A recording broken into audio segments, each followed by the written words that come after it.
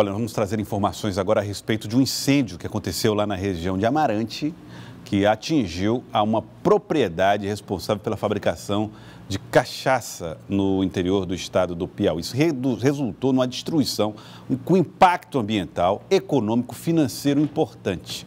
Eu vou trazer informações agora, porque inclusive o proprietário está reclamando, dizendo que pode ter sido criminoso o negócio lá. E se foi criminoso, é caso de polícia. Vamos então falar com o Tiago Melo, que traz as informações para nós. Tiago, boa tarde para você. Boa tarde, Joelson, a todos que nos assistem. O fogo começou por volta de 11 horas da manhã e se arrastou até por volta das 6 horas da tarde. Foi necessário o empenho de pessoas da própria cidade que moram próximo lá à propriedade e também do Corpo de Bombeiros de Teresina, que mandou uma guarnição para fazer esse controle. O saldo é de um prejuízo ambiental e também um prejuízo financeiro muito grande para o proprietário lá da fazenda, onde fica o canavial da Cachaça Lira.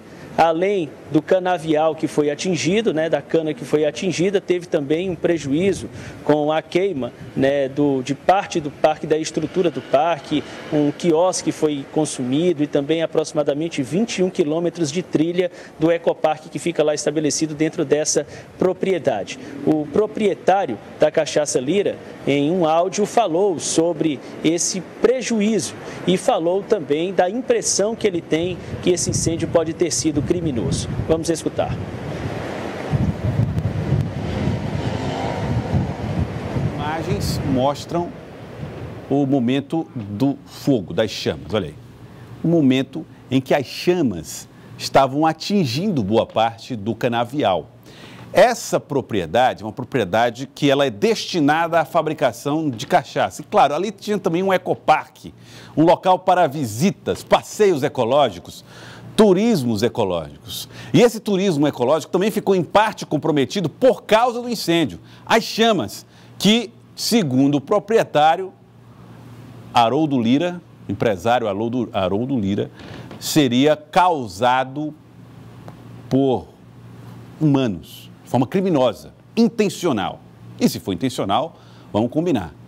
É um caso de investigação policial. Nós, inclusive, conversamos com o empresário e ele traz para nós algumas informações do que pode ter acontecido nesse caso. Vamos ouvir.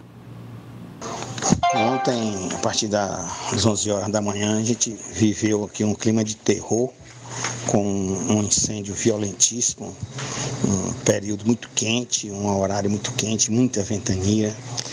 Nosso fogo é um fogo aéreo, por conta de áreas de preservação, muitas palmeiras. Ficou difícil o nosso controle, então causou um grande prejuízo financeiro e, mais complicado ainda, a questão ambiental. A gente vê isso ser conservado com tanto carinho e de uma hora, de uma noite para o dia, vem um fogo acidental ou criminoso, mas de qualquer forma é uma irresponsabilidade quem iniciou esse fogo, destruir uma coisa de preservação há mais de 100 anos. Mas de qualquer forma estou indo na delegacia e vou pedir empenho ao delegado que ele se sensibilize com essa situação, que está virando uma coisa de calendário. E isso é muito triste. Mesmo aqui abatido, já vamos começar a trabalhar. A produção da cachaça já está normal, o parque vai abrir entre barrancos e dificuldades, vamos estar funcionando no final de semana para receber nossos turistas. E fica isso, O empresário Haroldo Lira perdeu muito.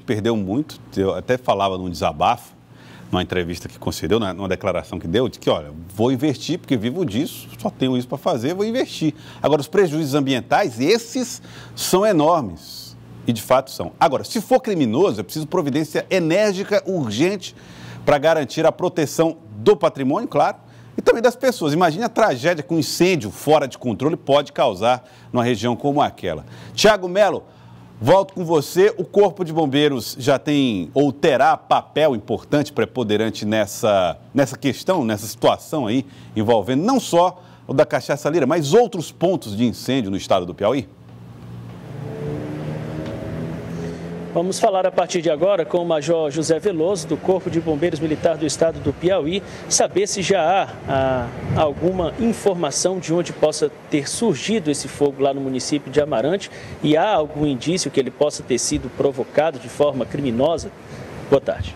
Boa tarde a todos. Infelizmente, há sempre a ação humana nessas ocorrências. A gente não pode descartar, quer seja na zona urbana, na zona rural. Incêndio e vegetação, ele não é um processo natural. Vamos partir do princípio, vamos dizer assim, 99,9% dessas ocorrências tem esse perfil. Muito raro acontecer. Então, certamente que a gente analisando as condições e até a questão da propagação, o Corpo de Bombeiros foi acionado por volta de 1h da tarde, das 13 horas, mas a ocorrência, segundo o registro, teria se iniciado às 11 horas. Então, tudo isso é fator vamos dizer assim, para ser levado em conta. Então, a gente, infelizmente, tem que chamar a atenção, quer seja uma ação, vamos dizer assim, de forma intencional de provocar o dano, quer não, o incêndio em vegetação é crime, vale salientar, só pelo fato de não ter autorização da queima pelos órgãos ambientais.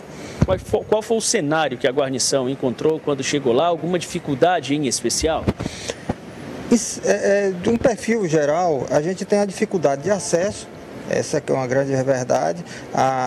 As condições, o relevo, os riscos são inerentes a essas vegetações, a esses ambientes. A gente tem risco de acidentes, risco do pessoal que está se perder, que está atuando se perder, e as dificuldades com relação ao abastecimento do veículo. O veículo, quando ele chega, ele não tem como fazer o abastecimento se não voltar, retornar para uma sede, para uma base, e esse abastecimento demora muito tempo. Então, é um tipo de operação que requer muito cuidado, um planejamento adequado, senão ele pode causar problemas para esse pessoal.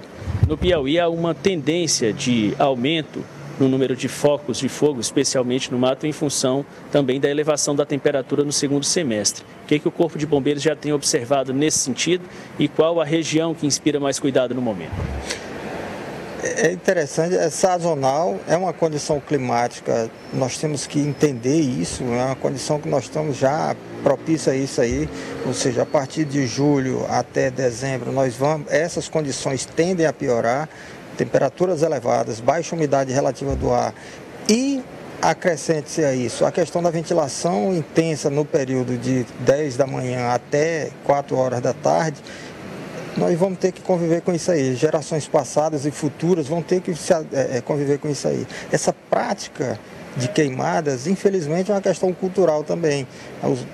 Isso a gente tira por nós mesmos, usar aqui a expressão, a gente tem um papel, um lixo, você quer se livrar daquele lixo, a ideia que vem inicial na cabeça é queimar. E a gente precisa repensar essa prática, essa cultura, porque nós estamos causando um prejuízo para a nossa própria qualidade de vida, ou seja, nós estamos inserindo na natureza poluentes, nós estamos incrementando a temperatura que já é elevada e prejudicando a nós mesmos. Fora isso aí, a recomendação que a gente tem, já que nós temos essa condição que é, vamos dizer assim, difícil de controle, já que requer um planejamento bem maior, nós temos uma condição de difícil identificação das pessoas que fazem essa prática criminosa, quer seja na zona urbana mesmo. Nós temos terreno baldio aqui, nós temos locais aqui em Teresina que o Corpo de Bombeiros atende nesse período de julho até dezembro, entre 15 e 20 vezes. O bombeiro é chamado, vai lá, combate o fogo, dias depois tem que retornar porque alguém tocou fogo novamente, ou seja, é uma prática recorrente dessa época.